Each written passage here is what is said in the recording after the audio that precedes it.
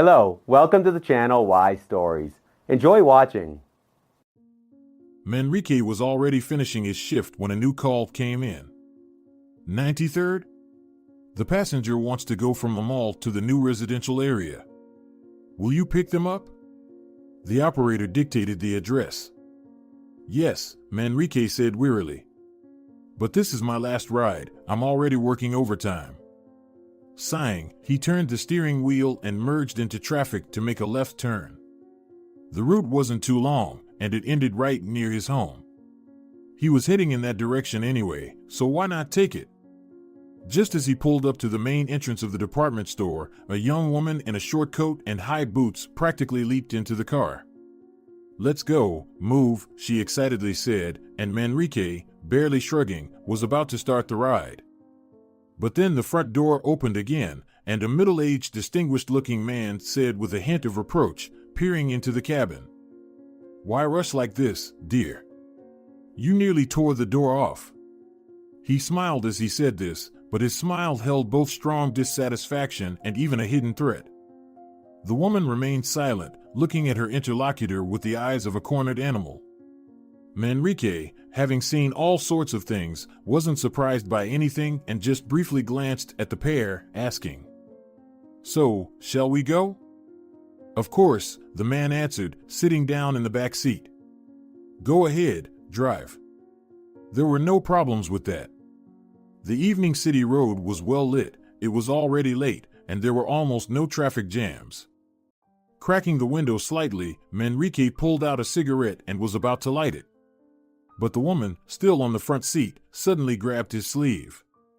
"Please, you don't need to," she looked at the driver with such a piercing gaze, as if she wanted to beg him for, at the very least, mercy. "You know, I absolutely can't stand tobacco smoke." Tears even appeared in her eyes, and Manrique could swear to that. Fine, he quickly said and put the cigarette back in his pocket. "There are passengers of all sorts, each with their own quirks." "Well, whatever, it's nonsense, he'll soon get there, drop them off, and then smoke in peace." Already reaching the new residential area, the final turn. Soon he'll reach the right building. What's this now? Manrique cursed as he saw that the passage was completely blocked by a garbage truck. Gonna have to go around. He reversed and pulled out of the narrow passage. The woman, tossing back her long blonde hair, looked at him again. "Can I pay with cash?" "Yep," Manrique nodded indifferently, hardly looking at her. "Here," she fished some bills from her pocket and shoved them into the slot near the gear shift. "No need for change." "Thanks," Manrique turned his head and with experienced eyes determined that there were much more bills than necessary. Conscience and professional experience tipped the balance in favor of the client, so he said, "You've made a mistake, there's too much here." He was about to return some of it, but the woman, who was clearly unstable, jumped out of the car again without waiting for him to come to a full stop. No, it's okay, don't worry," and she dashed off, almost stumbling on her high heels, towards the entrance. The man who had been silently sitting in the back, letting out an audibly heavy sigh, also emerged from the taxi. "Farewell, boss." Manrique wanted to drive off right away and head home, but he really wanted to smoke.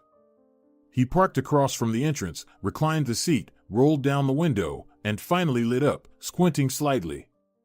Just then, the entrance door slammed shut like a gunshot, and Manrique almost jumped out of his seat at the sudden noise. Bursting out of the building was his recent passenger, her coat flung open, her hair in disarray, followed by the man she had been riding with. They started yelling at each other right on the street, she trying to run away, he grabbing her, not letting go, she screaming. They were causing an absolute spectacle, it was like a nightmare unfolding right before his eyes. Well, it had absolutely nothing to do with him personally. "I guess I'll drive off slowly," Manrique decided, flicking the cigarette butt away. And then he remembered the money that had been lying there in a pile. As he turned around to count the bills, he came across a scrap of yellow notepaper with hastily scribbled words, "Help me, I beg you." He wants to kill me. Like that. And what would you have him think, especially after the scene he was witnessing right in front of him? With the window closed, the yelling became much less audible, but the grotesque scene continued, unfolding right before his eyes. The woman was futilely trying to break free, and the man had almost dragged her back into the building. Just a little bit more, the heavy metal doors slammed shut again, swallowing up the scandalous couple. Just a regular domestic dispute, Manrique lazily thought, recalling his own ex. They all start yelling, can't calm them down. Dismissing everything he had seen as everyday squabbling and feeling a sense of male solidarity, Manrique headed home. He turned up the music, lit up another cigarette, and settled in. "Well, buddy, how are you doing here? Did you clean up all the fish?" he asked the fluffy black cat that lazily approached him. The cat looked at Manrique with its unflappable yellow eyes and let out a single-syllable meow in a low, hoarse voice. "Meow." "So, all of them," Manrique summed up. "Well, it's all right, pal. I brought you food. Want some?" Talking to the cat, he kicked off his shoes, took off his jacket, and walked into the kitchen. He washed the cat's bowl, which had been licked clean, opened a packet of cat food, and plopped the contents into the plastic dish. "Here you go, come and get it." The cat didn't need much convincing. It was practically lifting its front legs in impatience, eager to get its evening dose of happiness. Manrique was also up for a quick snack. He put a kettle on the stove, a regular gas one with a whistle. He liked this kind, and the water tasted better from it. He couldn't count how many times he had argued about this with his ex-wife. Some might say, what a trivial thing to argue about. A kettle? But his ex could make a big deal out of anything. You couldn't take that away from her. Just then, Manrique caught himself thinking about that crazy passenger again. Oh, come on. But he couldn't shake off the image of her as someone doomed to die. It seemed like you wouldn't look like that unless you felt something like that. Or maybe women are just complicated. But why would she ask for help from a complete stranger? She could have gone to the police. Manrique sighed and shook his head to get rid of these nagging thoughts. After dinner, a simple pasta and meat dish, things seemed a bit better. He and the cat lounged on the couch and watched TV. The well-fed and content cat leaned its fluffy side against Manrique's hand and purred continuously, creating a field of tranquility around itself. But despite the cat's purring vibrations, Manrique still couldn't help but think about the woman who had asked for his help. What if he really is threatening her, planning to kill? Probably not letting her go anywhere. Look how she jumped into the car, probably wanted to get away from him, leave. And here I am, I read it and crumpled it up, tossed it in the door. But then again, what can I do? Go to the police with this note? They'll just laugh at me and send me away. Who wrote it? What's her name? Where do they live? I don't know anything. Although the address is known. Maybe I should report it. Finally, these nagging thoughts tormented Manrique so much that he fell asleep, not even bothering to turn off the TV. And he woke up suddenly, as if from an electric shock. Damn it, he cursed in cold sweat, fumbling under the couch for the remote control. He had dreamt, of course, of that restless passenger. As if she was right above him, leaning over, staring down at him with her huge frightened eyes, whispering softly. Help me, I beg you. Please wake up. Help me, he wants to kill me. I know he wants to kill me. The dream was shattered as if it had never happened. Manrique sat up on the couch, glanced at the peacefully snoring cat. The cat, having opened one eye and determined that the human wasn't heading to the kitchen to feed it, dozed back off. Manrique went out to the balcony, shivering from the morning cold, opened the window, lit a cigarette, and once again began to rethink his last ride from yesterday. The lady looks a bit spoiled, obvious at first glance. And the guy, indeed, seems suspicious. He's trying to act all simple, but his attire isn't low quality either. People don't usually wear such clothes to a new residential area. And his eyes keep darting around. Something clearly doesn't add up here, Manrique concluded and decided to himself that tomorrow, if the opportunity arose and he happened to be nearby, he'd smoke by that entrance again. And it's also strange that she didn't write down any phone number on her note. You'd think it's logical to give your phone number if you're asking someone for help, right?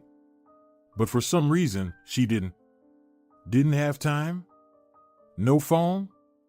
Maybe he took her phone to stop her from getting help, and he's keeping it in that apartment, holding her captive? Manrique winced in discomfort, tired of endless speculations, and already realizing that he wouldn't have any peace until he figured out this situation. Or at least tried to. Luck was on his side for tomorrow, if you could call it luck, when closer to lunchtime he once again found himself near that same house in the new residential area.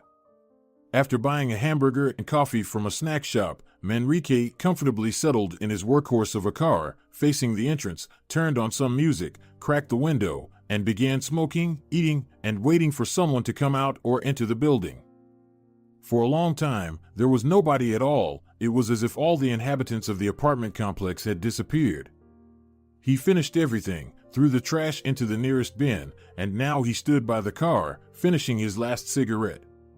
Not far away, a piercing ambulance siren sounded, and it drove into the courtyard, stopping right in front of the entrance where Manrique was situated. Two people got out of the ambulance with medical bags and white coats over their shoulders, and the driver also got out for a smoke.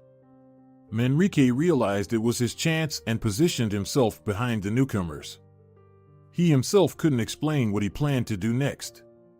Well, he would enter the building, but then what?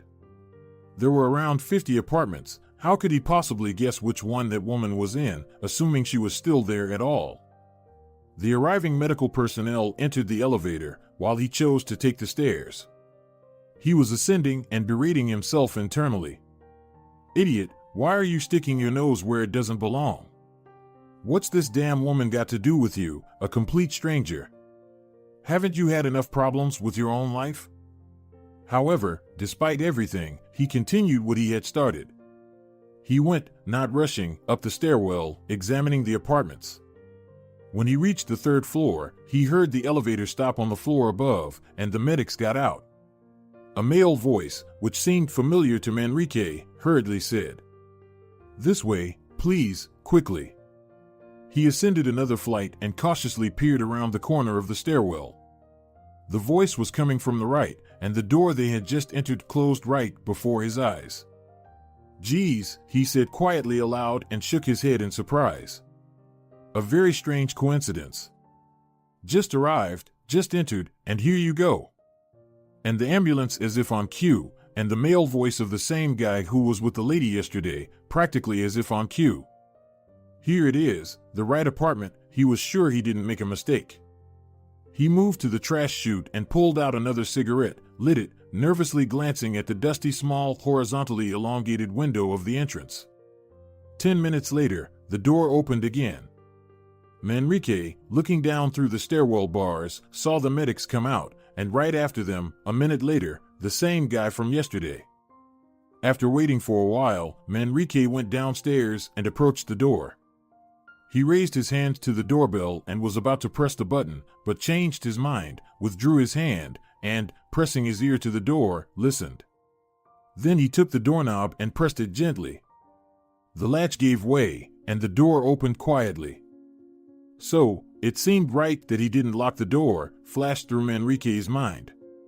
He was seized by some unhealthy excitement and curiosity, and he entered the apartment without even thinking about what would happen if there's someone else inside besides this woman. What if they mistake him for a thief or a robber?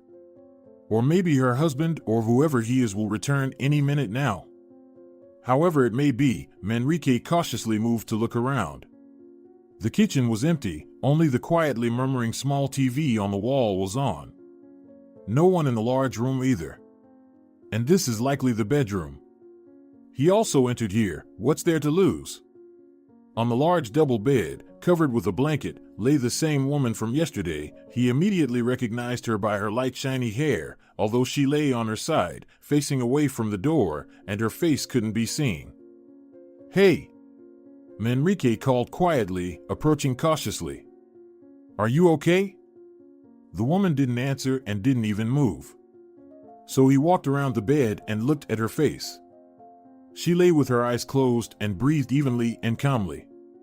Next to her on the bedside table were numerous vials, scattered tablets, and a disposable syringe lay on a torn package.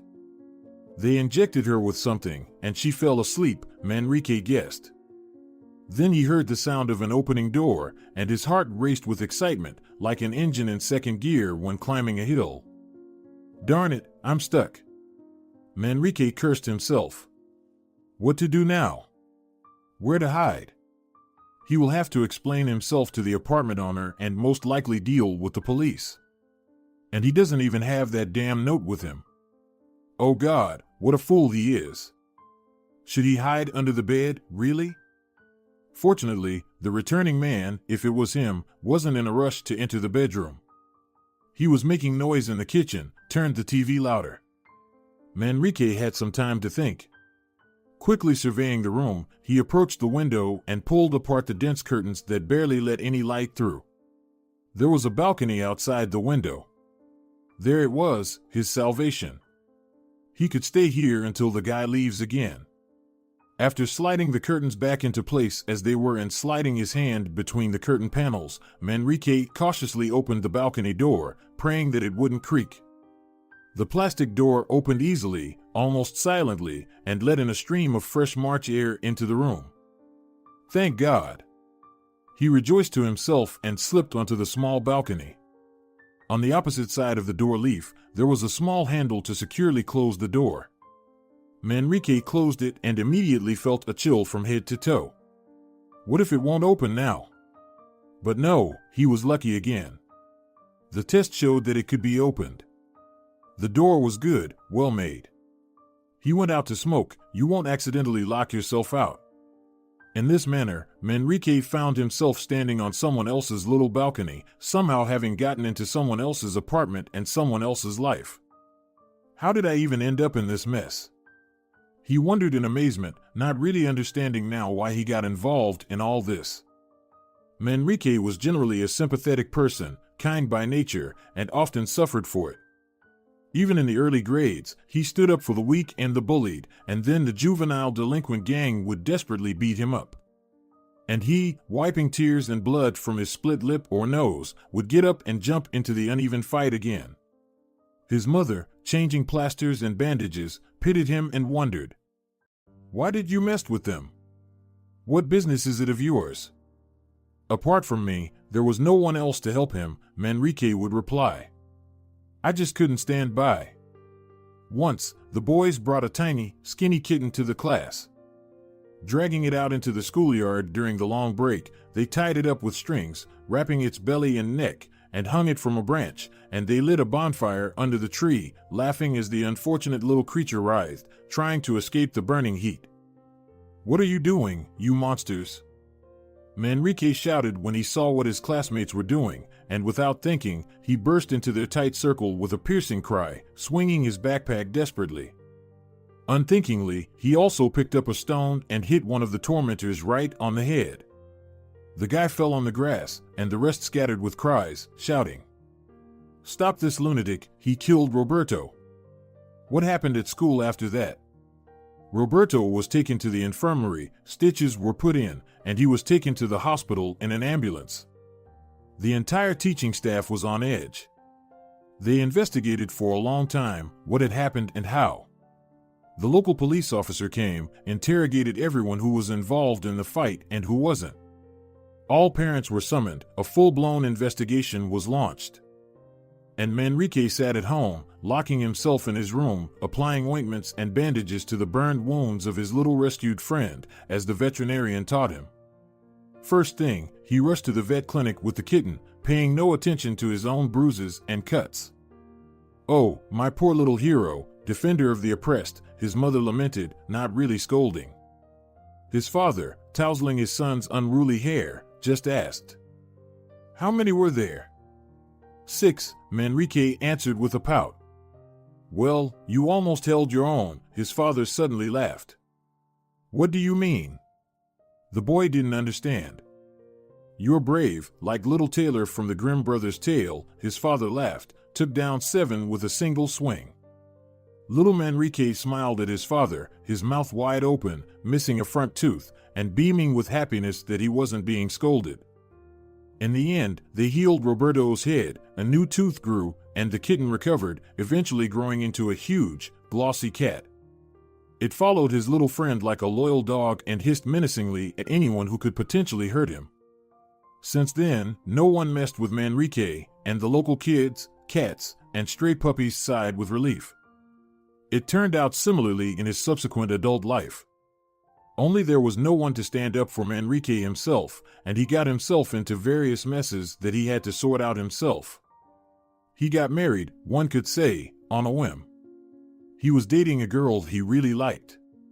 And his closest friend, Mateo, was dating her friend. At one of the parties, Manrique and Eva argued over some nonsense, and the quarrel dragged on for several weeks. One day, leaving his house, Manrique found Paulina, Eva's friend, crying on the bench near his entrance. "And what about you?" He, true to his compassionate heart, sat down next to her. "Nothing," she snapped. "Go on, mind your own business." "Well, come on, Paulina," he said gently, not to hit on her, but just to comfort her as a human. "Stop crying, tell me what happened. Where's Mateo? If you don't want to talk to me, tell him. I'll call him now." "No!" Paulina suddenly erupted. "Don't you dare! Are you really blind? Can't you see anything? What should I see?" Manrique was surprised. "Really, you know nothing?" Paulina squinted. "No." "What's the matter?" Manrique was puzzled. "Your beloved Eva is now dating Mateo, that's what." Paulina blurted out, trembling with anger. "Oh, come on." Manrique didn't believe it, confident that his buddy Mateo wasn't capable of such betrayal. And he couldn't be mistaken about Eva. "You big fool," unexpectedly Paulina said affectionately, touching his hand. "You always look at the world through rose-colored glasses. You believe everyone like a calf, but you know, the world is much harsher than you think." She jumped off the bench and walked away, lifting her chin high and striding proudly and swiftly. And Manrique remained, furrowing his brows and pensively gazing off into space. After sitting like that for a bit, he walked over to Eva and knocked on the door. "What do you want?" She opened it, looking wary and sullen. To talk, he didn't let her close the door, putting his foot in the door jamb. "What is there to talk about now?" She got angry. "There's plenty to talk about." Manrique cautiously pushed her aside and entered the apartment. "What do you think you're doing?" "I'll scream right now," Eva threatened. "Eva, stop," Manrique pleaded. "It's me. Are you really afraid of me? Why did you just barge into my place like this?" She stood in front of him, crossing her arms. "I just want to clear things up between us. If I've done something wrong in your eyes, please forgive me. I'll do anything for you, just to have you forgive me. I love you, after all," he said softly. "Well, tell me, what should I do?" "It's not that simple," she sighed and looked away. "I can't see you anymore." "So, it's true that you and Mateo have something going on?" Manrique asked directly, breathing heavily. "Who told you?" Eva recoiled. "Paulina," he blurted out. She was sitting on the bench near the house today, crying her eyes out. "So, he did talk to her after all," Eva said slowly and blushed. "Why, Eva?" Manrique asked her with desperation. "Why did you do this to me?" I don't know, forgive me." She lowered her head and turned towards the window, pressing her forehead against the glass. "You better leave," she said hoarsely. "It's over, you understand?" Manrique didn't say anything and indeed left. He left her life forever. The next time they exchanged a couple of insignificant words was only a few years later, when she had already divorced Mateo and he was still married to Paulina. Yes, Paulina knew how to keep a guy, and she successfully did it all with him. Manrique didn't have time to look back before she told him that she was pregnant. "We're having a child," she said, looking at him trustingly and proudly. Manrique opened his mouth to say something like, "What? We didn't plan anything like that." But instead, he barely managed to squeeze out, smiling like a complete idiot. Really? Yes, she nodded affirmatively. I've already been to the doctor. And so, a couple of months after what he thought were meaningless encounters with Paulina, he suddenly realized that he would soon be a husband and a father. Manrique's parents were no less surprised and disappointed than he was by his son's early marriage, but there was nowhere to go. The girl was pregnant. They got married right after finishing school. And in the fall, Manrique was drafted into the army. After completing his service, he returned to his young wife, his 1.5-year-old son, and a whole heap of domestic problems. He had no education, no job, no place of his own, but he had to find a way to support his family. Paulina and little Alejo lived with her parents for now. At an extended family meeting, it was decided to take out a joint loan and buy a small flat for the young couple. They'll get on their feet and pay it off, both sets of parents decided, and they put their plan into action. Manrique became a taxi driver. He had known how to drive for a while. His father had started teaching him when he was only 12. By 16, he was already confidently maneuvering on country roads and had completed driving school. As soon as he turned 18, he got his driver's license. He got a car from a company on lease. The work wasn't bad, life seemed to be getting better. But you need to think about education, his parents said. And Manrique understood that they were absolutely right. In today's times, where could one go without education? He didn't want to spend his whole life as a driver. Although the idea of a career as a long-haul trucker actually appealed to him quite a bit. Why not? Drivers on international routes made quite a decent income. But his parents, and along with them, Paulina, insisted that he enroll in university. Go for economics, his young wife urged. It's a highly demanded field now. Besides, you've always been great with math. This time, Manrique went with the flow again, submitted his application for a major that suited his family, but he didn't get accepted. He didn't quite make the cut. So, he went with a clear conscience and submitted an application to an auto mechanics vocational school.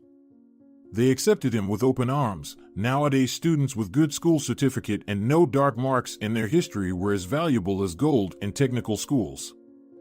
And so? Paulina wrinkled her nose. Are you planning to be a silly driver all your life now?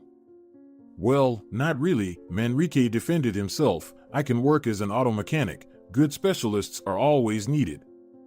I might even pursue higher education in the field later. I'll get a job at a major automobile company. They pay well too.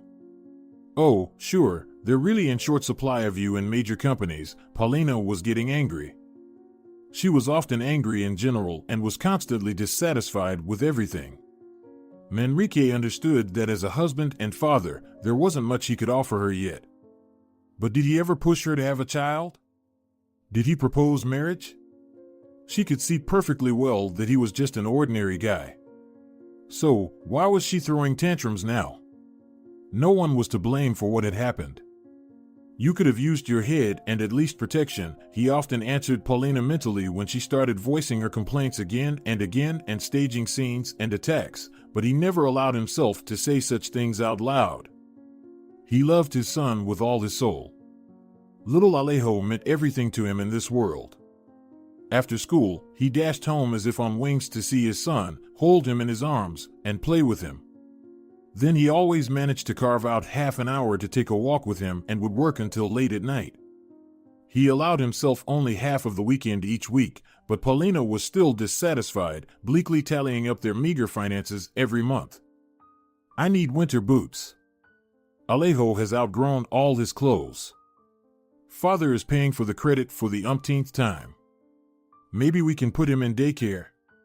He's so sociable, he probably won't take long to adjust, Manrique suggested. You could also find some part-time work, couldn't you? What part-time job? The young wife yelled. You have no idea what these daycares are like. He's still too little. He's gonna start getting sick all the time, it's all viruses. You don't think about the child at all, only about yourself. You want to get rid of him and me too. All you care about is drinking beer with your friends. Paulina, what are you saying? Manrique exclaimed. I met with the guys once in 6 months, we hung out for a bit. Is that what you call excessive drinking? I work like crazy, even steady on top of it all, just to ensure a decent life for you and Alejo. If you don't want to put him in daycare, if you don't want to work, fine. I'm not forcing you. I just offered it as a suggestion, a possible option. Don't say I'm not doing anything for you. Paulina fell silent, sulking, walked around with a gloomy face for a few days. Then she would calm down, her parents would give them money, and peace would settle in the family for a while. And then it would all start over again.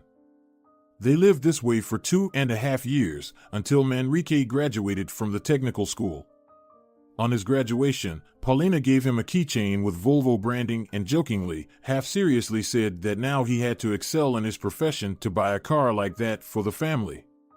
And he gave her money for a fur coat, secretly saved up, to make his wife happy. She had long wanted that fashionable winter item and never forgot to reproach him during each argument, pointing out that all her friends had fur coats. Manrique expected anything: gratitude, joy, ecstatic squeals, or at least a simple smile. But instead of any of that, she got angry like a tigress and started saying that if he thought he could make it up to her this way, he shouldn't even think about it. After all, they had an underage child, and he shouldn't forget about that. Manrique was at a loss, unsure of what to think or how to understand her. She wanted a fur coat, he gave her money for a fur coat. What else was needed, it seemed? Since you managed to save up so much, she said sarcastically, then you must have hidden something else from me in secret. How would I know? Maybe you even have a mistress. It's not for nothing that you're out until 4 a.m. Manrique simply couldn't say anything to her anymore. He had no energy left for conversations. He just waved his hand and left with his friends to celebrate graduation. They had a good time that day, it must be said. He didn't return home for 2 days, and when he finally did, he found neither his wife nor his son. The apartment was empty, belongings were gone, and there was a note on the table: so, I've found another man, he's ready to take me and our son and provide for us both as we deserve. And to you, dear, I wish all sorts of success. I'll send the divorce papers by mail. I'm not claiming this little apartment, don't worry, and I don't want anything more from you. However, she did take the money for the fur coat with her after all. The parents of the young couple argued for a long time about who should now pay the credit and what to do with this little nook. Manrique listened to both sides, and then he said, I found a good job. I've been invited to work as a mechanic at an official service center with opportunities for career growth. I don't want to give up taxiing either, let's see how it goes. So I'll pay off the loan and your share too. He nodded towards his wife's hapless parents. I'll pay it out over time. I don't think it'll take long. Can you wait a little? But only considering that we've already paid, agreed the father-in-law. Of course, Manrique replied. And that was settled. Now he worked during the day at the Suzuki Auto Service, and in the evenings, sometimes even at night, and on holidays, he continued to drive a taxi.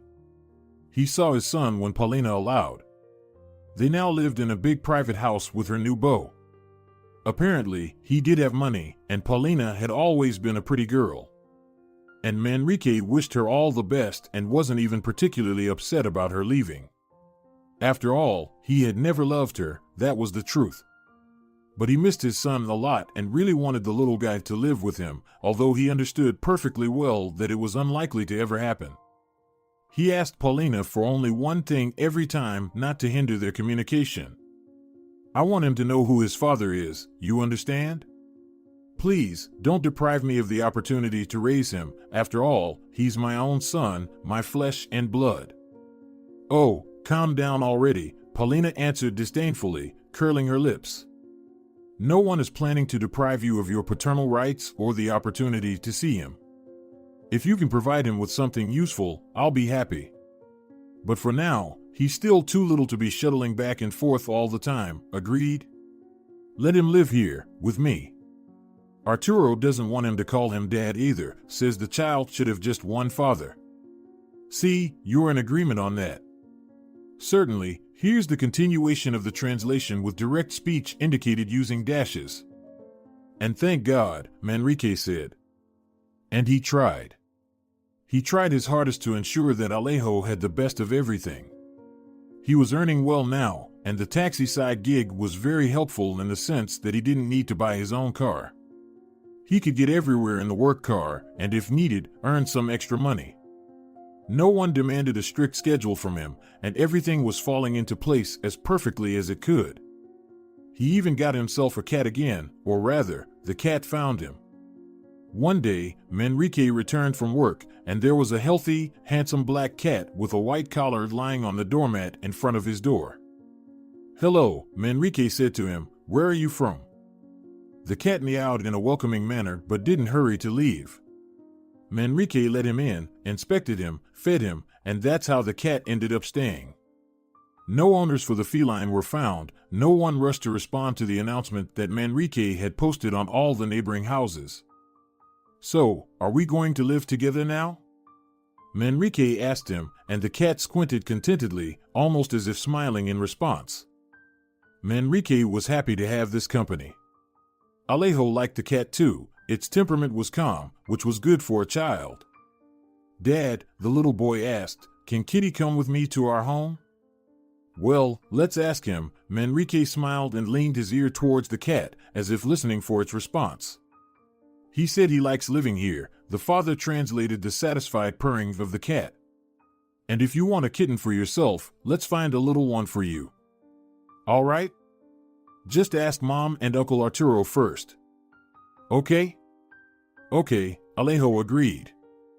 However, neither the mom nor Uncle Arturo were inspired by the idea of getting a kitten. "We have a big and fierce German Shepherd in our yard," the boy reported during the next meeting. "Uncle Arturo says it's already eaten 2 kittens and will eat this one too if we bring it."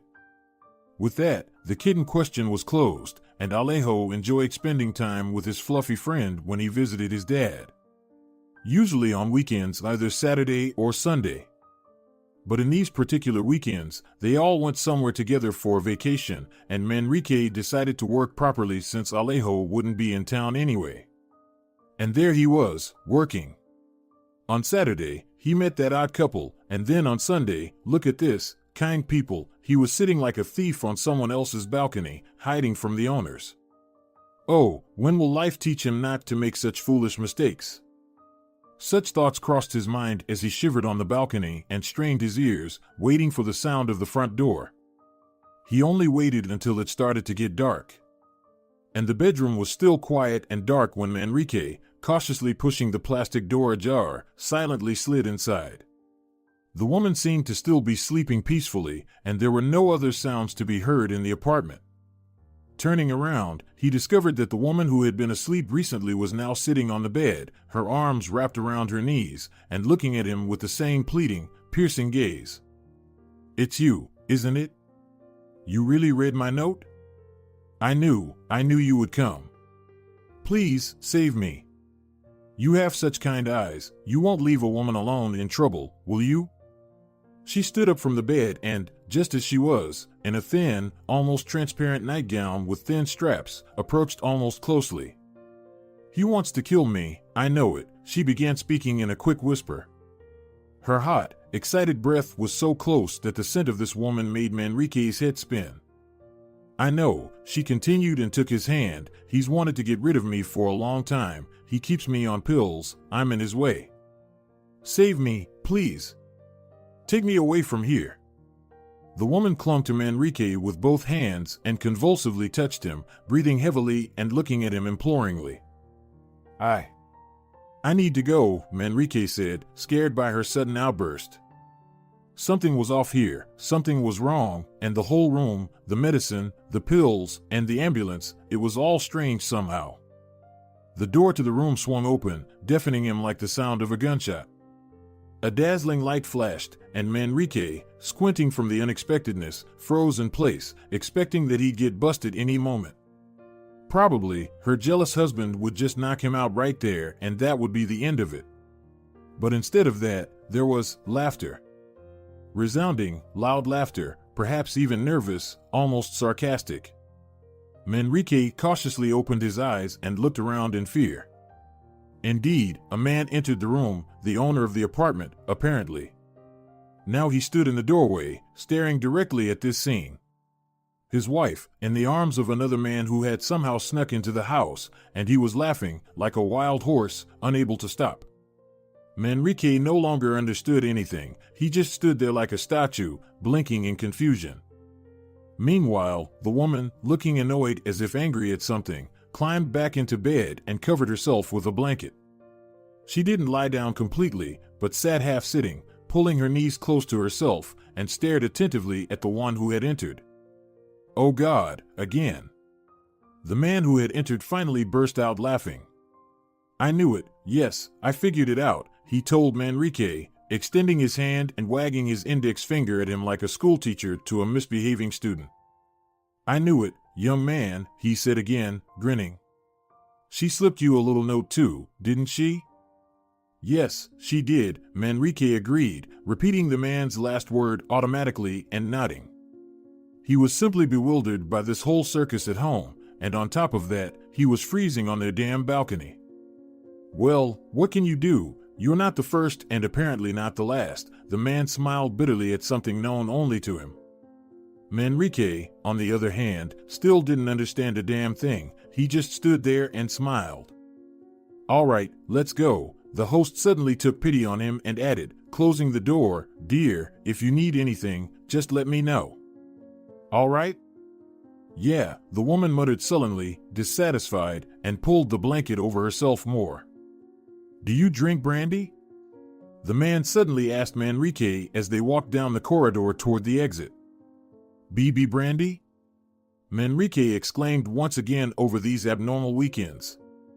"Well, yes," the man grinned, "or are you a teetotaler?" "No," Manrique shrugged, "I drink brandy, I'm just driving now." "Ah, yes," the man raised his hands theatrically, "and I forgot, you're a taxi driver, right?" Manrique remained silent gloomily, waiting for this strange individual to get tired of mocking him and finally call the police. "I'll have a drink," the man decisively announced. "And how about you have some coffee with me then, huh?" he suddenly added with a pleading tone. "All right," Manrique agreed. What else could he do? Having coffee with a stranger was the lesser evil in comparison to all the other troubles that could be expected in such an unconventional situation. They entered a small elongated kitchen. Manrique sat down in the space between the table and the refrigerator, almost as if he was hiding in that niche. The host, on the other hand, reached into a hanging cabinet and took out a bottle of cognac, poured himself a glass, then looked closely at Manrique. "Maybe just a bit," he proposed. "Well, okay," Manrique suddenly decided, frozen to the core from the weekend's events and completely disoriented. After all, he could leave the car here and just walk home, if need be. It was only a half-hour walk. And a shot of cognac would be quite welcome at the moment. "That's the spirit," the host clearly rejoiced and swiftly retrieved another plump glass. "Let's toast to our acquaintance." They clinked their glasses and drank. "What's your name?" the man asked. Manrique, our hero, mumbled with a mouthful, because along with the shots, there appeared snacks from the fridge, sausage, sliced cheese, bread, and some store-bought salad in little containers. "Excellent name," the cheerful host commented, "excellent." "I'm Alejandro." "Very nice to meet you," Manrique replied, "let's have another one." Alejandro, without waiting for his drinking companion's agreement, was already pouring cognac. They drank more and then more. Soon a pleasant warmth spread throughout Manrique's body, but he didn't feel drunk, rather, he felt relaxed. Alejandro, on the other hand, didn't show any sign of drinking. He sat there just as he had been sitting, just a bit more cheerful, his eyes not as sardonic, that's all. "Well, Manrique," Alejandro sighed slightly, "I have to apologize to you." "Apologize?" Manrique was baffled. "For what?" "For my wife's behavior," Alejandro answered darkly. "You see, she's mentally ill, understand?" He dropped that word like a stone into water and let out a heavy sigh. I see, Manrique said sympathetically, mentally scolding himself. What a fool, he could have guessed. Those eyes. Normal people don't have eyes like that. She writes notes and slips them to everyone. The man was now speaking more calmly, to doctors, nurses, neighbors, whoever happens to be around. Don't worry, you're not the first one caught up in this situation. There are compassionate people, good people. They think that she's really in trouble, he chuckled bitterly, but I have to admit, you're the first one who managed to get this far, he laughed again, now with a touch of sarcastic approval. It takes a special kind to break into an apartment like this. You're like Zorro, Manrique. By the way, how did you manage to figure out where we live and all that? Manrique, blushing and stumbling over his words, recounted everything as it happened, and with a guilty look, he glanced at the apartment owner. The man sat there thoughtful, looking at Manrique as if trying to see inside him. How old are you? He finally asked. Probably not over 25. You're close, Manrique answered, embarrassed. Phenomenal, the man shook his head, smiling sadly about something, and I'm almost 50. I could have a son your age by now. Yeah, and he nodded in the direction of his wife, and Manrique understood that he was talking about her. She's 37. You wouldn't guess that, right? She's a beauty. He proudly declared without waiting for a response. Manrique understood that he didn't really need a response, he just needed to let it all out. For Alejandro, his strange young man who foolishly entered his apartment turned out to be like a chance fellow traveler on a train. You can pour your heart out to chance companions, tell them everything on your mind. The chance of meeting that person again after saying goodbye on the platform is practically zero. It's like talking to a priest or a psychotherapist. Alejandro was in the mood to talk, and Manrique, surrendered to the fate that led him to this kitchen, was ready to listen. The day was drawing to a close anyway, and there was no point thinking about work anymore. After 3 shots of cognac, he certainly wouldn't be able to get behind the wheel. But I don't need more, he pleaded, seeing that Alejandro was about to pour more. I have to work tomorrow. Ah, work, that's good, Alejandro sighed. But I'm stuck here now, tied up, he suddenly swore harshly, and my work goes on without me, mostly. In the end, he told Manrique the story of his life with his wife, everything, down to the smallest details. Once upon a time, Alejandro was married to another woman, and the story of his first marriage reminded Manrique of his own. The girl got pregnant, and as an honest man, he had to marry her. The only difference was that Alejandro's girl was madly in love with him, and he was almost indifferent. But still, a child played a crucial role, just like in Manrique's case. Well, explain this to me, buddy, Alejandro spoke with enthusiasm. If a guy leaves his family, does that mean he abandons his child too? No, of course not, Manrique replied. I've been divorced too, but I'd never abandon my son. Oh, I see, the host raised an eyebrow. So you understand me, a man understanding a man. Let's drink. It was impossible to refuse. Manrique wasn't drunk enough yet to forget what he had done here. Catching up, Alejandro continued his story. We lived SOSO. She must have felt that I didn't truly love her. Women always sense these things. Arguments, constant groundless jealousy. I got tired, overwhelmed, and my business was just starting to pick up. It's hard when you have daily chaos at work and at home too. Manrique nodded understandingly at this point and suddenly felt that destiny had brought him here for a reason. Some premonition slipped into his soul and warmed there, purring like a contented cat. In short, we couldn't make the family life work, Alejandro summarized. We got divorced, and that was that. She was really good at making a scene, may the Lord prevent that. And when she found out I had someone else, she went crazy. I met Laura when she came to fix her car.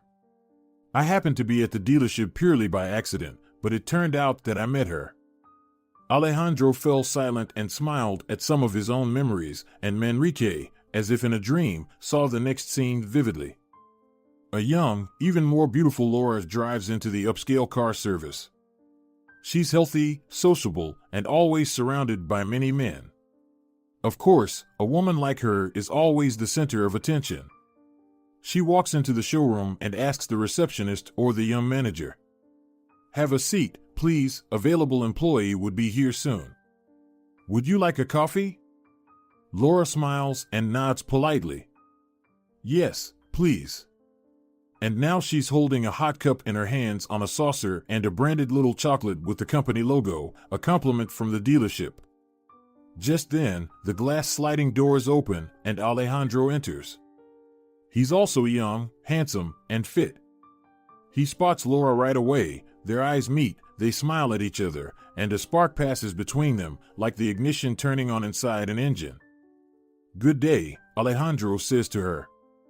"Allow me to introduce myself, I'm the owner of this dealership, here's my business card. You know, I absolutely must personally take care of such a charming customer. Let's go, let's take a look at your car. I'll call in my best mechanic right away." "Hey, buddy, are you even listening to me?"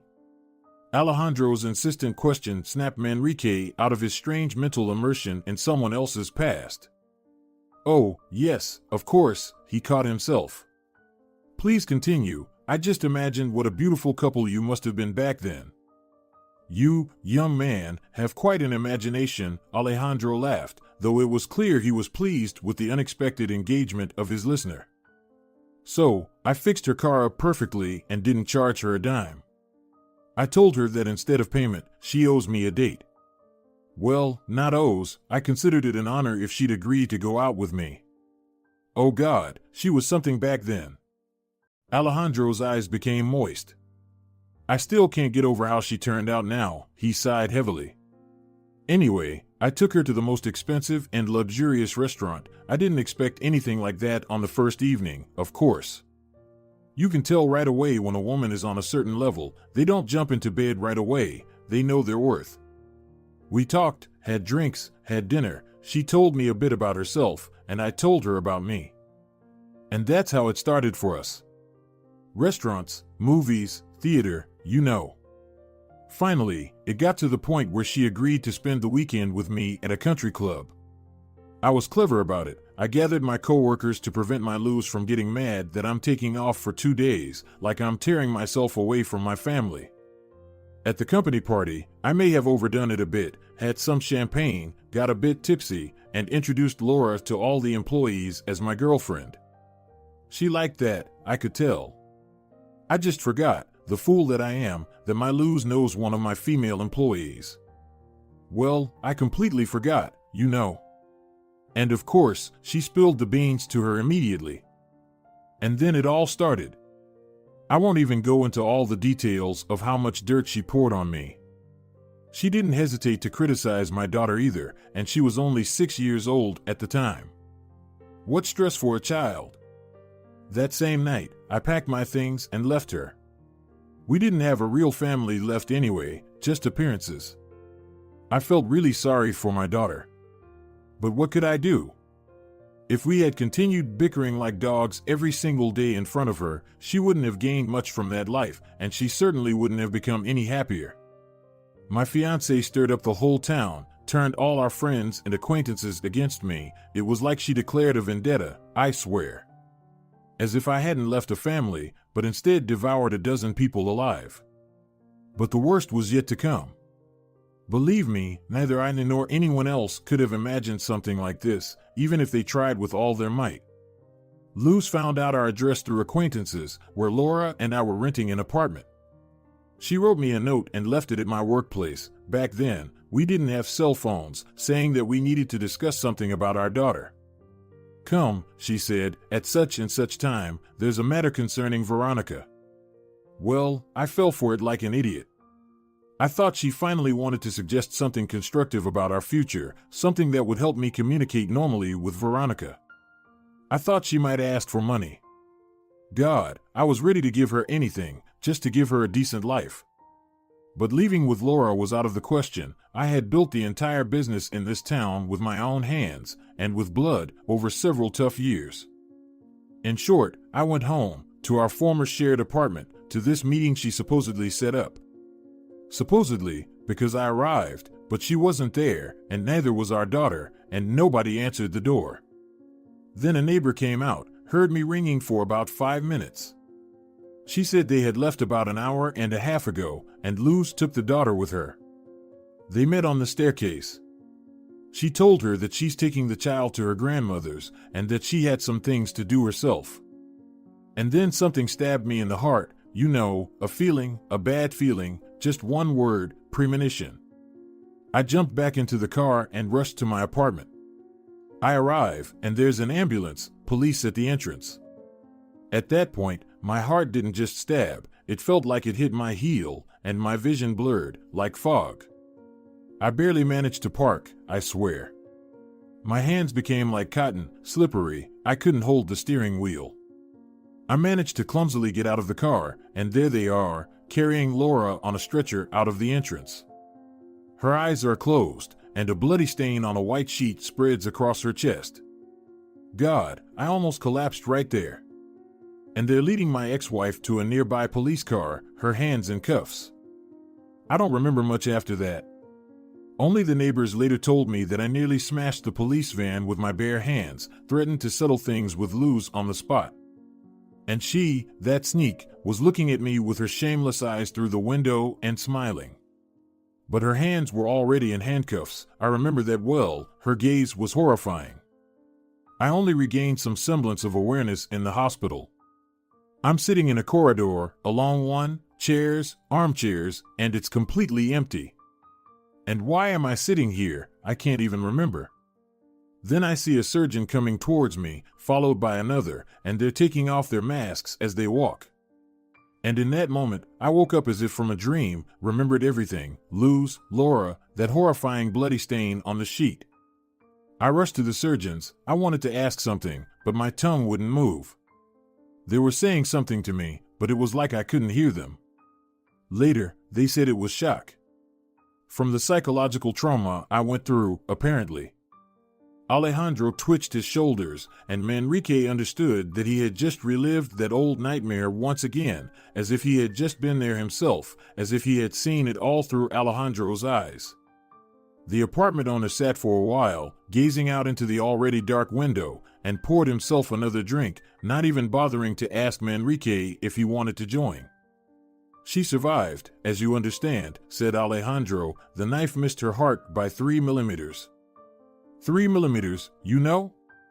Oh, how I wanted to kill her. He slammed his fist on the table with force, making the bottle, glasses, and plates shake and seem to jump, but I restrained myself. A normal person can never harm another, never, unless it's in self-defense. And that scoundrel, the one I chose to be the mother of my child, she could. She definitely could. She simply called the apartment. Laura opened the door unsuspectingly, let her in. Luz behaved normally at first, saying we needed to talk. But when Laura turned her back to her, she grabbed a knife from the kitchen counter, the one my Lulu had been using to prepare something, and stabbed her in the back with all her might. Just like that. Alejandro fell silent again, closing his eyes heavily. The neighbor, eternal thanks to her, heard the shouts and the sounds of struggle and called both the police and the ambulance. If it weren't for her, Laura would be gone by now. And yet, she did manage to kill her after all. Yes, she achieved her goal. Laura never fully recovered from that, never returned to her former self. It took some time for her quirks to start showing. No, at first, she was just healing, getting better. Can you believe it, getting stabbed in the back with a knife? For a couple of years, she and I were going from one hospital to another, seeing various doctors. Other health issues, all rooted in her nerves, started popping up, her immunity weakened. A year later, she was near death again, a cold turned into meningitis. In these 2 years, I've aged all at once, and probably aged about 10 years. And her too, to be honest, though it hasn't shown on her appearance as much, she's still a beauty. Right? Manrique hurriedly nodded, agreeing with his companion, and he meant it genuinely. Laura truly was a very beautiful woman. Delicate figure, refined bone structure, as his grandmother used to say, an elegant profile as if carved from bone, fair skin, like ivory, huge eyes of an elusive, ever-changing color, well-defined eyebrows, a long, flexible neck, and flowing, almost silky, light honey-colored hair. But it took a toll on her internally, Alejandro continued with regret. After she finally healed, I took her to the seaside for a vacation, to recharge, as the doctors advised. I picked an excellent sanatorium, mountains, sea air, it was wonderful. I told her we would stay there as long as needed. At first, it seemed to help a lot. She started to revive, smile, laugh again. We went for walks together in the mountains, along the coast, went on excursions. It was a wonderful time. But in one evening, she changed completely, turned pale. I ran for a doctor, and when I came back, it was all over. She had a miscarriage. To say she was devastated would be an understatement. We went through the nightmare again. More doctors, more hospitals. And it kept happening, as if someone had cursed her. Just gets pregnant, a month or two later the miscarriage. Eventually, she completely lost it on this ground. I almost lost my sanity too when several doctors confirmed her diagnosis. So, we've been living like this for almost 8 years now. Dead children haunt her from time to time, then aliens, then talking dogs. And now a new obsession, now I've become her main enemy. He chuckled bitterly once again. Seems like I won't have to suffer like this for much longer. Can't leave her, can't live with her. Oh. Alejandro dropped his head into his hands and began to sob bitterly, not holding back and not minding Manrique's presence. Manrique, looking at this profound misery, could hardly breathe. It was evident that neither helping nor sympathizing with this misery was possible. Not that level, as they say in the rules of some pointless computer game he always hated, but the comparison was accurate. All lives burned out, and now no one would save them. I think I'll go now, he said timidly, waiting for Alejandro to calm down a bit. I'm truly sorry for causing you so much trouble. Oh, come on, the owner, getting up from the chair, walked him to the corridor and, with a sad smile, opened the door for him. Farewell, Manrique, as they say, don't think ill of me and don't worry. I've whined to you about my bitter fate, and it seemed to lighten the load a bit. Tomorrow is Monday, I'll go to work, Laura will have a caregiver, and on weekends, I'm always with her. Well, it's unlikely we'll see each other again. But you're a good guy, remember that about yourself, you know how to listen and empathize with people.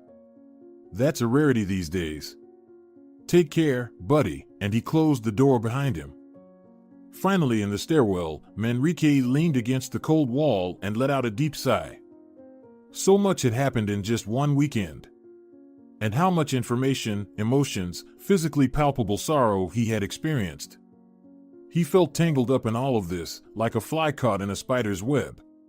He thought it would get easier once everything was clarified, that mysterious note, yesterday's trip, Laura's strange behavior. But now that it had been revealed, things didn't get any easier, at least not yet. He shook his head, trying to shake off all that negativity, and stepped out onto the cold street. A piercing wind blew and drove violet clouds across the sky. Between the high-rise buildings, the wind was playing extremely unbearable tricks, and Manrique pulled his collar tighter, regretting that he didn't have a hat or a jacket hood. He'd have to walk back home like this, and then return tomorrow morning to get the car. But there was nothing to be done now, he had to go, and as fast as possible. A half hour of such a good walk dispersed the last remnants of alcohol, and he returned home completely sober, but tired, frozen, and utterly exhausted, like a stray dog. The cat greeted him as usual with a drawn-out business-like meow. Automatically feeding the cat, Manrique stepped into a hot shower, enjoying the warmth and comfort of home under the scorching streams and washing away all the negativity he had heard and seen today. On this background, my problems aren't worth a damn. This was his last thought before he fell into a pleasant, relaxing sleep. Morning greeted him with a new shock, albeit a pleasant one. Paulina called and immediately startled him. Hey, can you take care of Alejo for a while? I've got a few discrepancies here, I'll tell you when we meet. Of course, no problem, Manrique was delighted. When should I pick him up? Can you do it right now? Paulina asked, and he could hear some strain in her voice. Right now? He was taken aback and thought, what about work? Where am I going to put him now? But then he suddenly calmed down. He had good, understanding bosses. He could bring Alejo to work with him, explain everything. If they didn't allow him to keep him during his shift, he could take a day off, and all would be fine. He'd come up with something later. I'll be there in half an hour, he confidently told Paulina and called a taxi to get to his workplace. It would take much more than half an hour to walk there and back. Here, son, this is where your dad works, he said to his son a little later.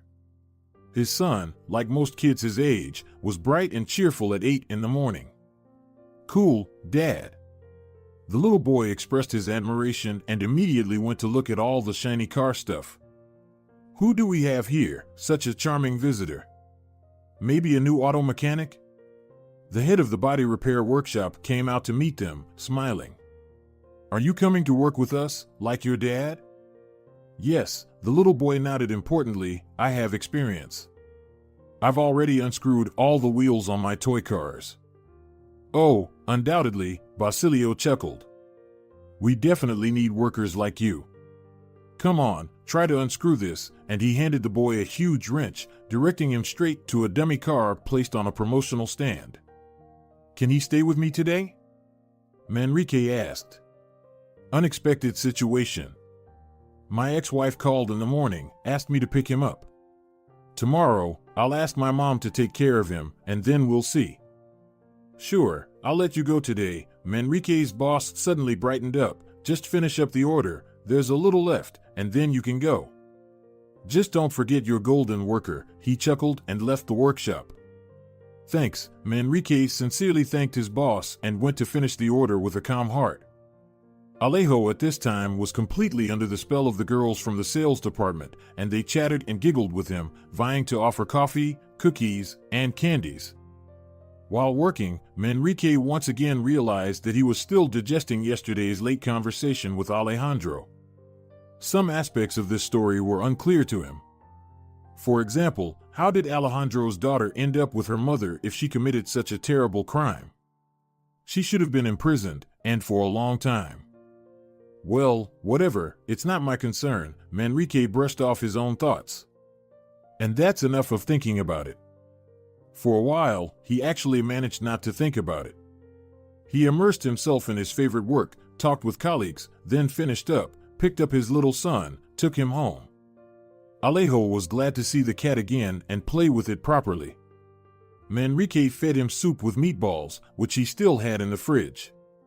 Store-bought, of course, he certainly didn't cook soups himself, but it was good, and the boy even liked it. Your soup is tasty, Dad, he told Manrique. Now, put me to bed. I always get put to sleep after lunch. 10 minutes later, Manrique was sitting, drinking coffee, and watching with a smile as Alejo slept. It's amazing how quickly children fall asleep, tired, asleep, that's all. That's because they're not troubled by any problems, and their conscience is still clear, Manrique thought, amused by his son. And immediately his thoughts shifted to yesterday's events. Manrique muttered under his breath, here we go again. Well, why couldn't he switch his thoughts away from this damn family? Who were these people to him? Nobody, just random people, that's it. I need to forget about this as soon as possible. Forget. He ordered himself again. But, as usual, it didn't work out. On the contrary, a persistent feeling arose that he was missing something important, some small detail, a puzzle piece, as if he would put it all together, and the whole picture would become clear. And everything would make sense. Carefully cracking the balcony door open, he stepped out to his tiny balcony for a smoke. The cat slipped out to join him, curious to watch the birds. It loved doing that. As soon as the owner was on the balcony, it would jump onto the slender railing and look around. Watch that you don't fall, buddy, Manrique told the cat, but the cat completely ignored this caution and continued to sit there like a little perch, watching the passing birds. Manrique also stood nearby, leaning his hands on the balcony railing, one foot stepping onto it. Well, what kind of housing, such a balcony? What do you want? He mentally retorted to his imaginary interlocutor. He had a tendency to constantly talk to himself, pondering things. Grandma Agata in the village always used to say, "Our Manrique will become a philosopher, mark my words." Oh, how long ago that was. Manrique smiled at his childhood memories, and suddenly, as if struck by a jolt of electricity, he groaned and slapped his forehead with his palm. There it was. What an idiot he was. That's what had been bothering him and preventing him from forgetting about Alejandro and Laura, Grandma Agata, of course. That's who he needed. Let's go, he told the cat. We have urgent matters to attend to. Grandma Agata wasn't really his grandmother, not a blood relative, at least. She was somehow distantly related to his actual grandmother, who was who to whom in this complex web of relations only the old folks knew. It seemed even Manrique's mother struggled with these convoluted family connections. But the entire village simply called her Grandma Agata because she was everyone's grandmother. Whenever trouble or any unpleasantness struck, people went straight to her. She had the knack for listening, empathizing, and, most importantly, helping. She helped in a real and inexplicable way, without any herbs or spells, just by listening and looking. Children who fell ill with various ailments were always brought to her, and she would make them sit on her lap. She brewed coffee, regular coffee, but hers had a special touch, somehow different from others. And those pies she baked, oh, they were delicious. In Manrique's memory, back when he was still a teenager, they brought a man from the city to Grandma Agata. He had started drinking heavily after his wife's death and started seeing his deceased wife everywhere. The doctors said it was alcoholic psychosis, white fever as it's known colloquially, and shrugged. It's not treatable, they said, go see a psychotherapist or somewhere else at your discretion. But Grandma Agata calmed that suffering man down in one go. Yes, after spending a day with her, he came back to himself, as if a veil had been lifted. He stopped seeing the deceased, stopped drinking, and returned to work. He took care of his young children, who were left without a mother, and soon, it seemed, they could have been left without a father too. And how many people Grandma Agata healed like that, the village lost count, both young and old. She described her gift like this. This is God's gift to me. I don't even know how it happens. She never accepted money for it, God forbid, that's a great sin. She also didn't go to church, oddly enough. She would say with a smile, God has been absent from the churches for a long time now, only deceitful hypocrites are left there. She prayed at home in front of an old-as-time icon. Where she got it from was known only to her. She zealously hid it from everyone, but Manrique saw it once. He came over to have coffee with his grandmother one time when he was very young, but he remembered what he saw forever. Against a dark background, almost black, probably due to its age, who knows, there was a huge head of an old man, disproportionate and grotesque. Enormous, sorrowful eyes took up half his face. Humans don't have eyes like that. They stared as if they were alive, directly into you, right into your soul. He timidly stepped out from the back room then, retreating, unable to turn his back to those eyes. He felt that gaze on him for a long time afterward. The next day, Grandma Agata asked him, Did you talk to the holy elder yesterday? No, Manrique replied, looking at her blankly, I just looked. Don't look anymore, the old woman ordered, or you'll end up like me. Not everyone can bear such a burden. You've seen enough, now you too will look into people's souls. Of course, back then, Manrique didn't understand a thing and soon forgot all about it, the strange icon and that living gaze. But now, remembering Grandma Agata, he recalled that incident as if it had happened just yesterday. Hi, Mom, he entered the hallway of his parents' apartment, leading Alejo by the hand. Oh, my goodness, his mother exclaimed in joy, who's come to visit us? Alejo, my dear grandson. And she immediately whisked him away to the kitchen to feed and spoil him. Manrique waited until the excitement settled, had something to eat himself, talked with his father about this and that, mostly about work, of course. His father was pleased with him, smiled, asked about his work at the workshop. Then Manrique went to the kitchen to talk to his mother. "Hey, Mom, how's Grandma Agata? Is she still alive?" "She's alive," she nodded, spry as a cucumber. "We went to the village with your father recently. She's doing great. Livelier than anyone," she chuckled. "But why do you ask about her? Or is something wrong with Alejo?" "No, he's fine," Manrique reassured her. "Paulina let me take care of him for a while, I don't know why. She promised to tell me later, I just didn't have time in the morning. But it doesn't really matter to me, the important thing is that he's with me." "You're a good son," his mother leaned over and kissed him on the head. "You've grown up to be a good person." "Well, then, what's your business with Grandma Agata?" "I need to help friends," Manrique said. "One of my friends has a very sick wife." "I see," his mother, satisfied that her son and grandson were all right, relaxed.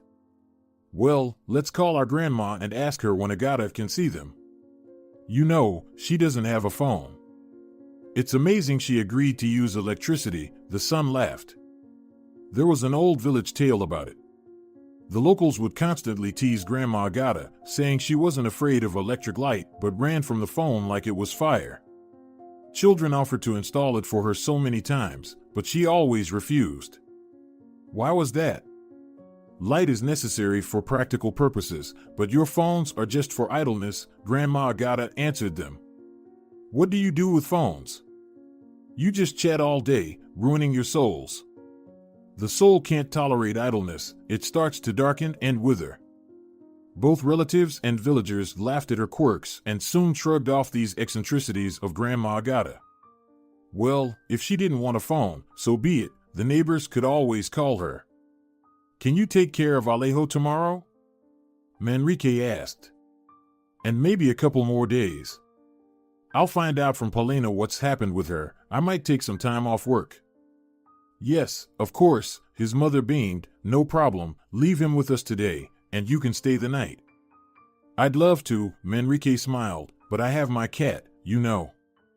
Oh, you and your cats, his mother kissed him and waved. Well then, off you go. I'll call you when I find out about Grandma Agata. The next day, Manrique managed to talk to his ex-wife on the phone. She was upset and irritated again, and Manrique found out a bit more than the day before. Paulina was sick with something, apparently something quite serious, though she didn't specify. But she had to go to the hospital for urgent surgery, as she told him. Nothing serious. A couple of days, and it'll be fine. Then I'll recover a bit more and get Alejo back. Manrique, let him stay with you for a week. Okay? No problem at all, Manrique told her. Yet he asked anyway, even though he didn't plan to. Do you need any help? Oh, I don't need anything from you, Paulina retorted on the other end of the line. Suddenly, Manrique had an unexplained feeling that the situation might be far more serious than she was trying to convey. If you need anything, just let me know. I'll help however I can, he said firmly to her before she hung up. A couple of days later, his mother informed him that Grandma Agata wouldn't be receiving anyone this week and until the May holidays. She didn't say why, there must have been a reason. She had always been very selective in choosing who to help. She never helped strangers or newcomers, only those from the village who vouched for them.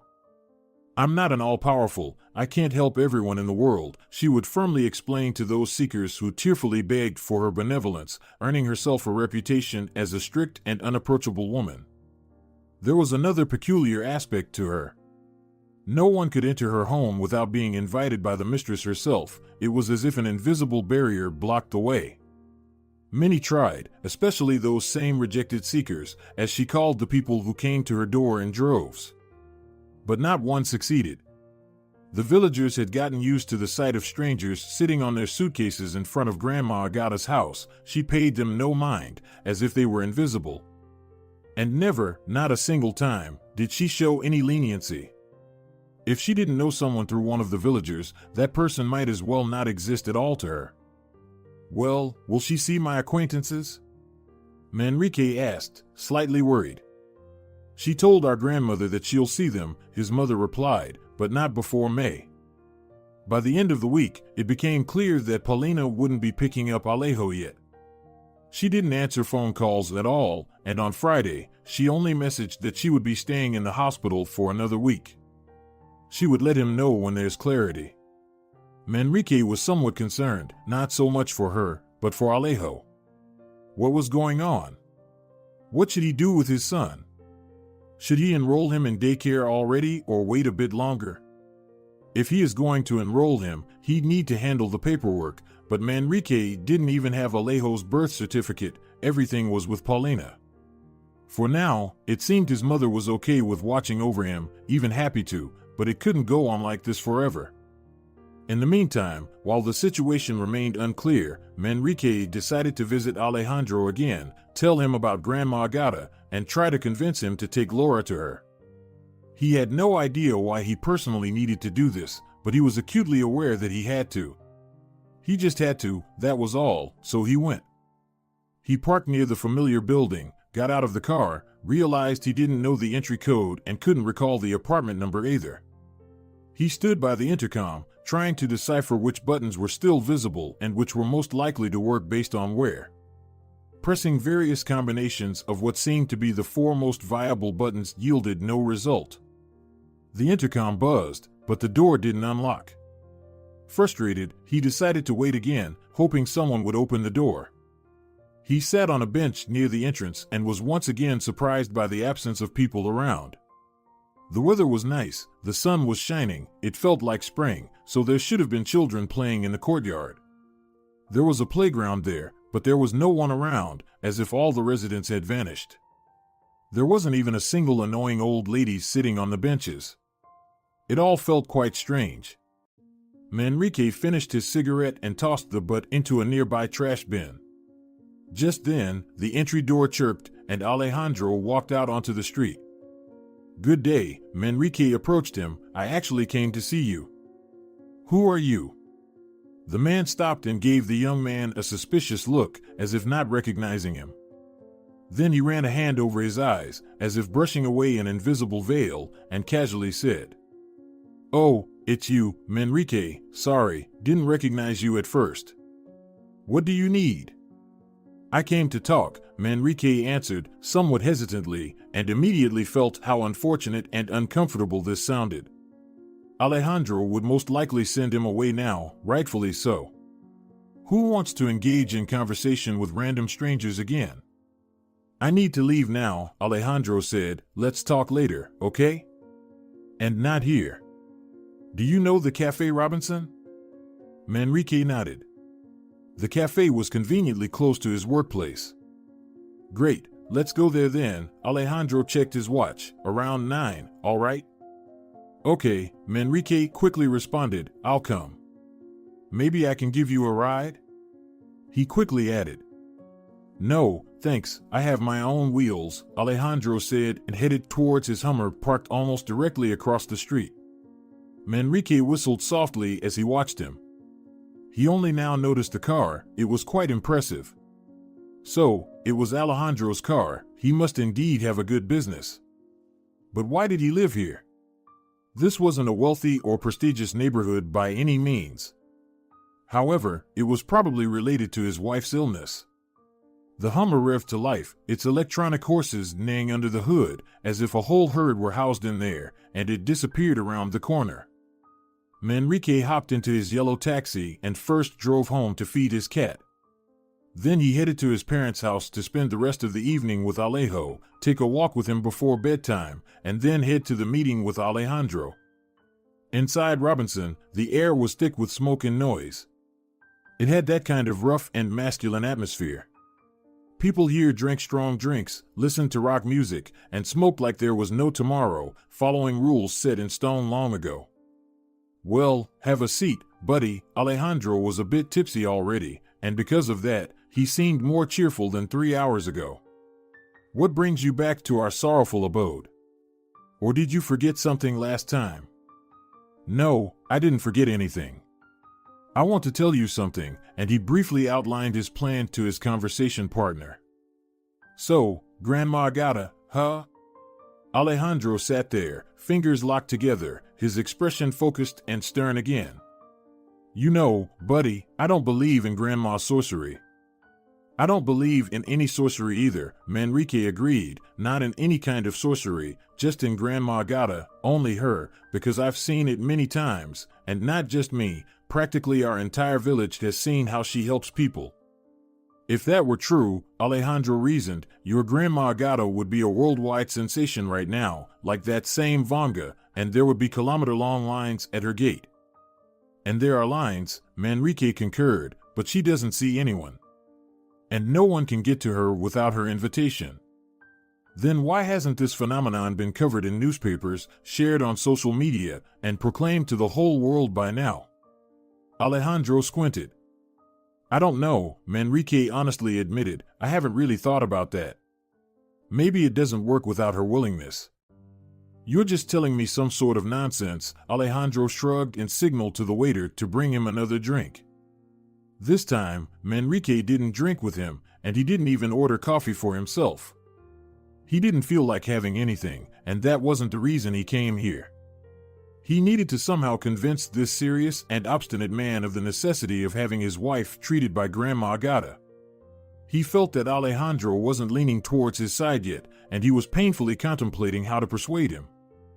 But fate seemed to be on his side today, because out of nowhere, Arturo, Paulina's new partner, approached their table and, after asking permission from both Manrique and Alejandro to sit down, settled heavily in the seat next to them.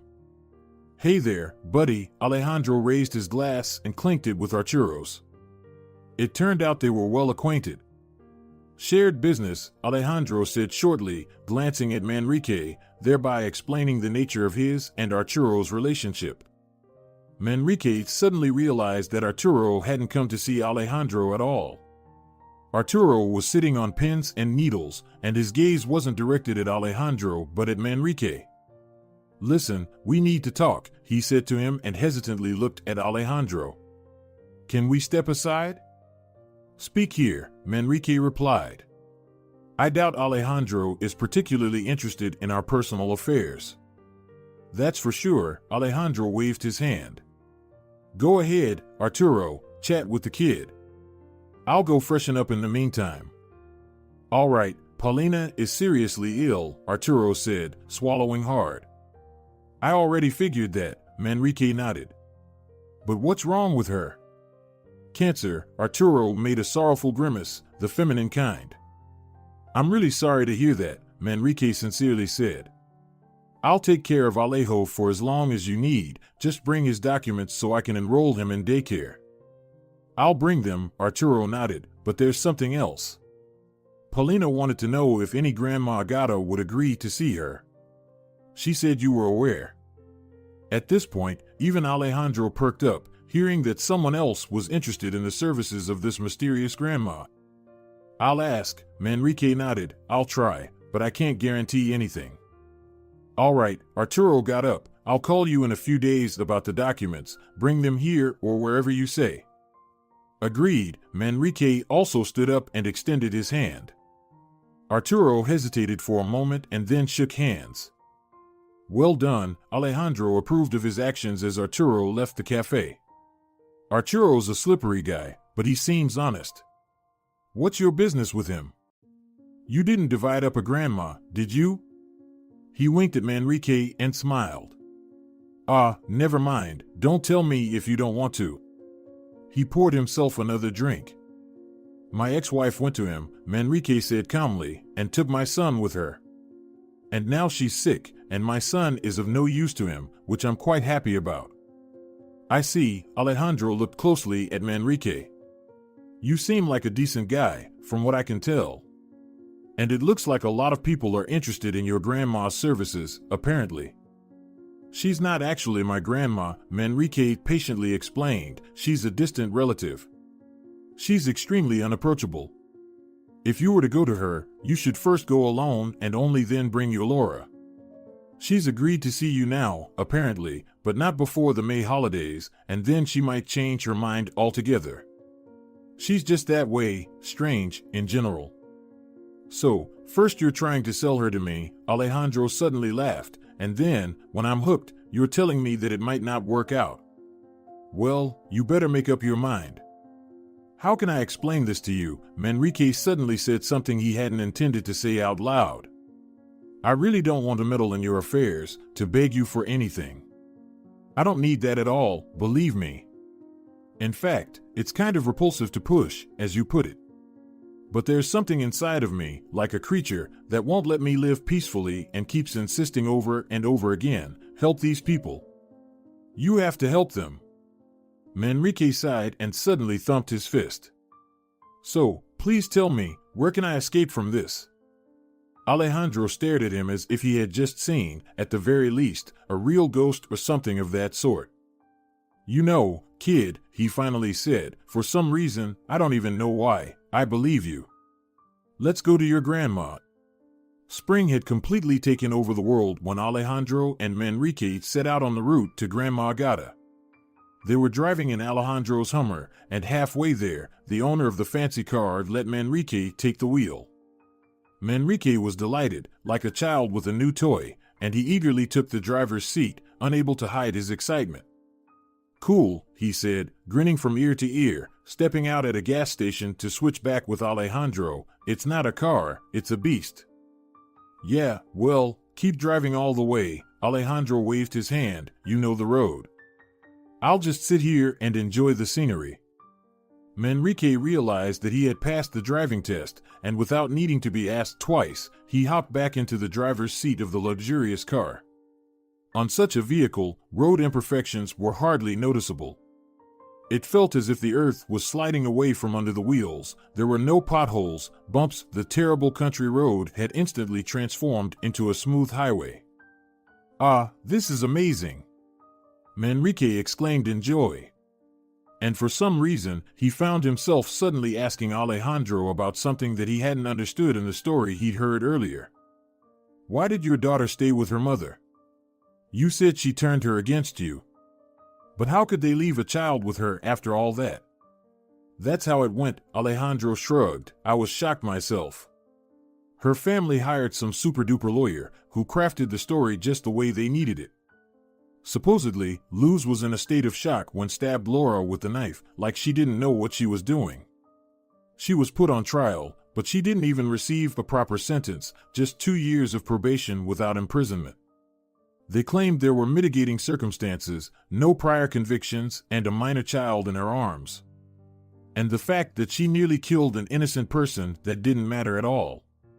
After the trial and completing that probation, she left the city with Veronica. I tried to communicate with my daughter, wrote to her, called her, even went to see her a couple of times, but every time, Luz would start such a huge scandal, it was like dealing with a lunatic. She would shake all over, the child would be crying. Eventually, I stopped trying to mend things. Maybe I was wrong, probably I was wrong. I should have tried harder, maybe even taken Veronica away from her completely. A woman like that shouldn't be raising a child.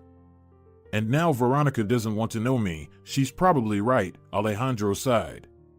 She's 22 now, and over half of her life has been without me. And I don't have any other children, and I won't. Who knows what the future holds? Manrique comforted him as best he could. Another hour passed, and they were already at their destination. There was Grandma Gata's gate.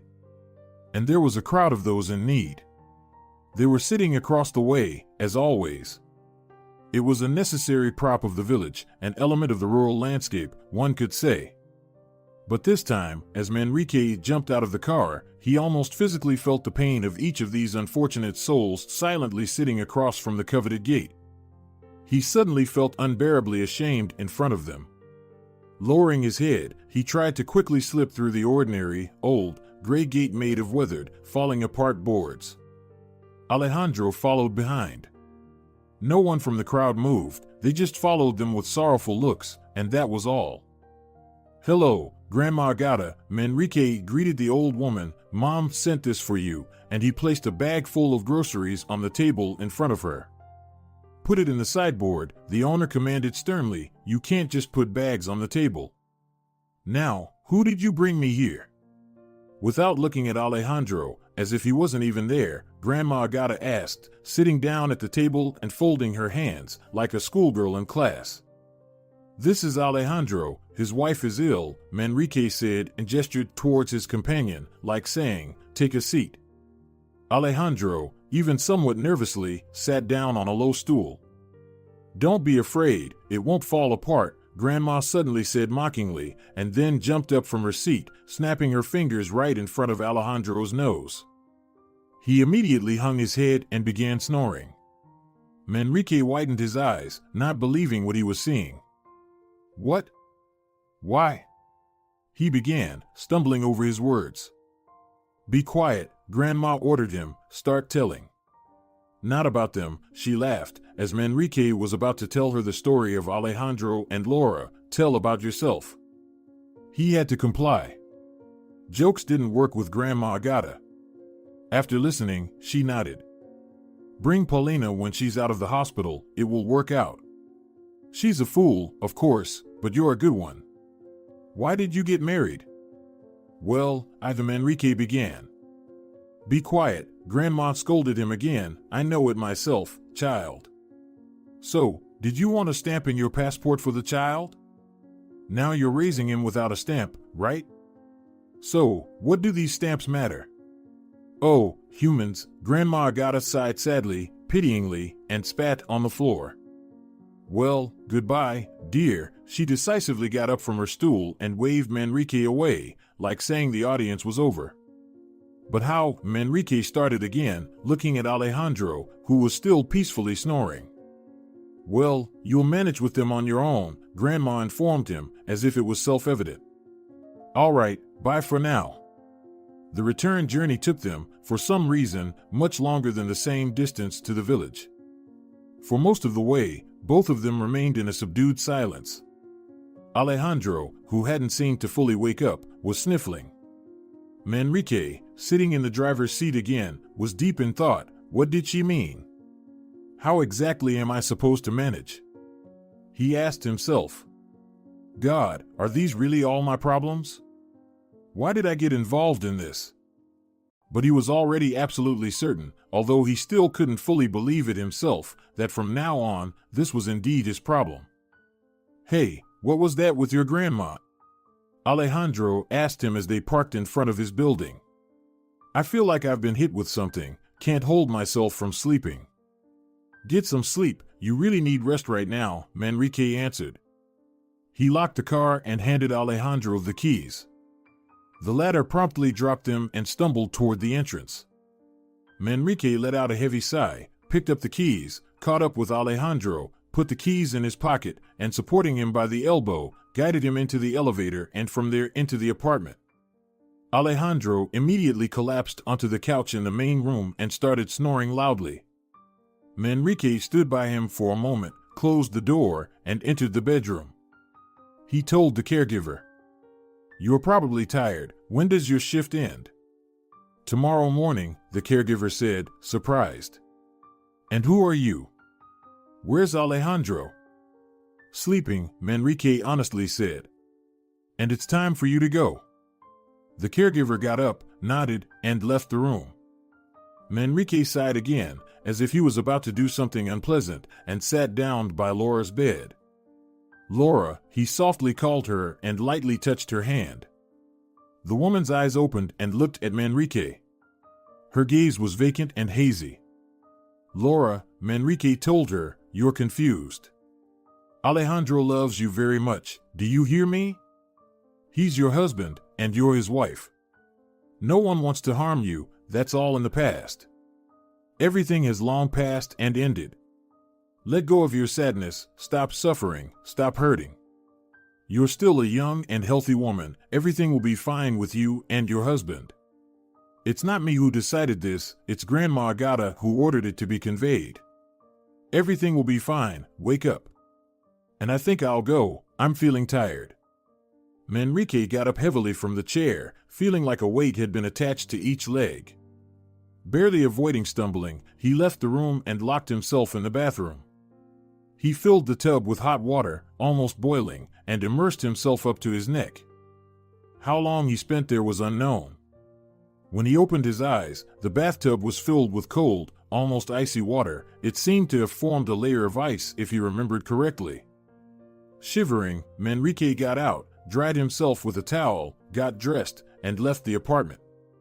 And he never returned here again, nor did he ever meet the people he had once gotten to know while working in the taxi service. Alejandro woke up only late in the morning from the sound of someone mercilessly clanging pots and pans in the kitchen and singing horribly, beautifully, unbelievably well. In disbelief, he opened the door and shuffled to the kitchen. There was a flurry of activity going on.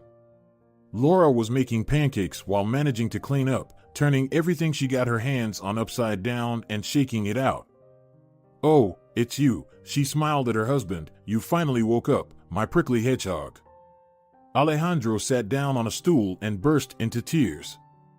Huge salty tears rolled down his unshaven cheeks uncontrollably.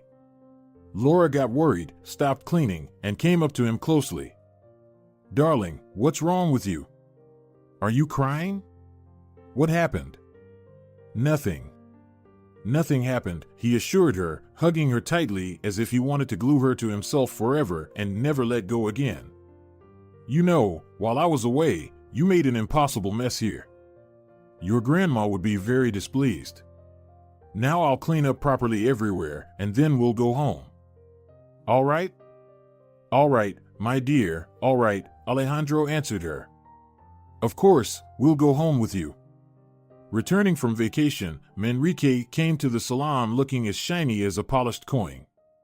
Alejo had been going to kindergarten for a week and was full of new experiences. He and Paulina had agreed that their son would stay with him during the holidays and every other weekend. She herself was on the mend after visiting Grandma Agata a few days ago. At work, Manrique was in for a surprise. "Manrique, you're now in a new position. You've been appointed Deputy General Director for Technical Affairs. The entire service department is under your direct supervision." "What?" Manrique was astonished. "How is that possible?" "Oh, as if you didn't know," Zoraida, the salon manager, squinted. "Oh well, don't worry, I won't tell anyone." "What won't I tell? What are you talking about?" Manrique was completely bewildered. "About your connections with the CEO, of course," she laughed. "Here's the order, the CEO himself signed it, take a look. To appoint for the completion of the production task. To award a bonus." Further, there was a sum with lots of zeros that made Manrique's head spin, and a note that also surprised him, CEO Santos Alejandro. "So now tell the team what responsible task you were working on during your vacation," Zoraida smiled. "We guessed that you weren't sunbathing on the beach." "Right, not on the beach," Manrique agreed. "And one more thing. Our CEO moved with his family from here permanently and promised new personnel changes soon," the manager hinted meaningfully. "So don't forget to put in a good word for me when you talk to him." Manrique promised, though he didn't quite understand what and why. Understanding and processing what had happened to him that distant spring only began much later, while sitting in a small house he had repaired with his own hands. Of all that had been before, only the old, weathered gate remained in its original state, untouched by time and weather, and a simple wooden icon depicting an unknown saint with piercing, soul-searching eyes. If you're enjoying it as well, leave a like and subscribe.